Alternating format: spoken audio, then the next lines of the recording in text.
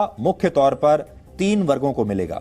पहला वर्ग उन श्रमिकों का और उन गरीब लोगों का है जो इस कोरोना वायरस से सबसे ज्यादा प्रभावित हुए हैं। आपने देखा होगा हमारे देश में जो प्रवासी मजदूर हैं, हमारे देश के जो किसान हैं, काटने के लिए गए थे, वो सीजन लेके वहीं पर पैसा खत्म हो गया।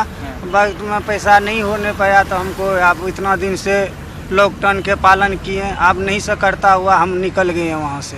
ये देखिए अच्छे खासे इनके पैरों में जो है हालत, ये देखिए इनके पैरों की। ट्रेन चलाया जा रहा है, अभी जो न्यूज में आ रहा है कि ऑनलाइन टिकट निकल रहा है। हाँ। टिकट का किराया है 2000 से लेकर 3200 रुपये तक। हाँ। हम लोग गरीब आदमी हैं सर, हम लोग वो टिकट कहाँ से लेंगे? पैसे सारे खत्म हो गए हैं आपके। जी। तो आप यहाँ पहुँच गए स्टेशन, तो कितने रुपए लगे लगभग यहाँ टिकट के आपके? सर 3000 करीब लग गए, हमें 3700 लगे। आपके पास पैसे थे टिकट बुक करने के? कैसे रहे? मंगवाए थे जी, गांव से। गांव से मंगवाए थे? आपके पास नहीं थे पैसे? नहीं, यहाँ कहाँ पैसे थे? जो कमाया वो खाया। आदमी महीना 15 दिन 2 महीना 1-1.5 महीना खा लेगा, अब कितने दिन खाएगा? तो ये तो है नहीं कि सरकार दे रही है।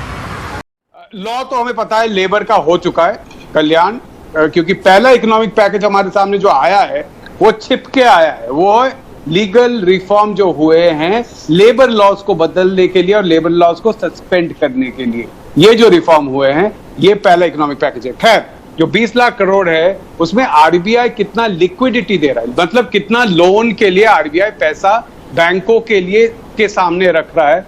आरबीआई 8 लाख करोड़ दे चुका है,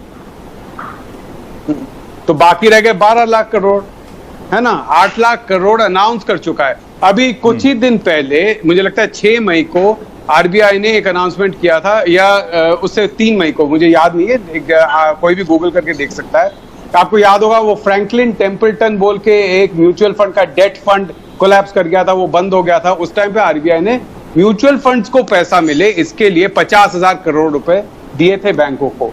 उसमें से बैंकों ने सिर्फ 5% उठाया है। क्यों? क्योंकि लोन देना बहुत आसान है ना, लोन के लिए पैसा देना बहुत आसान है, लेकिन जो लोन देगा बैंक वो तो उसी को देगा ना जो वापस कर सकता है। तो 8 लाख करोड़ आरबीआई ने लिक्विडिटी बढ़ा दिया है, लेकिन लोन लेने वाला है कोई नहीं। तो 20 में से 8 लाख तो आप पहले निकालिए। 1,70,000 का तो पहले अनाउंसमेंट हुआ था, उसमें से 70,000 रुपए वैसे की सरकार ने नहीं दिया है, क्योंकि आपने खुद बताया जो जून के एंड में आना था वो अप्रैल में आ गया। एक इंस्टॉलमेंट वो पहले से अनाउंस था। नरेगा में 10,000 करोड़ रुपए जो एडिशनल है, क्या वो एडिशनल है या बजट का पार्ट है, हमें पता नहीं है। और साथ में ये इस पर आने से पहले मेरे एक दोस्त है बचपन के, वो भारत के टॉप बैंकर्स में से, उनसे अभी थोड़ा सा बात किया, वो जाहिर है अपना नाम नहीं बताना चाहते।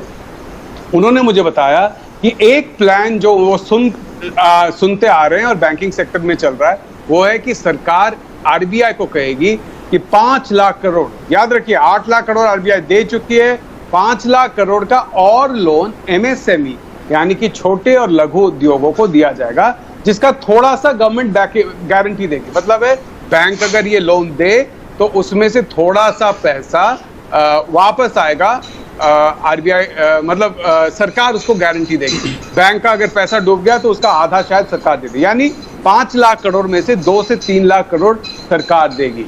अब आप देखिए हमारे सीधा 5 लाख, 8 लाख, 13 लाख गए और पहले का 1,70,000 अनाउंस हो चुका है, जिसमें से 70,000 करोड़ पहले के हैं।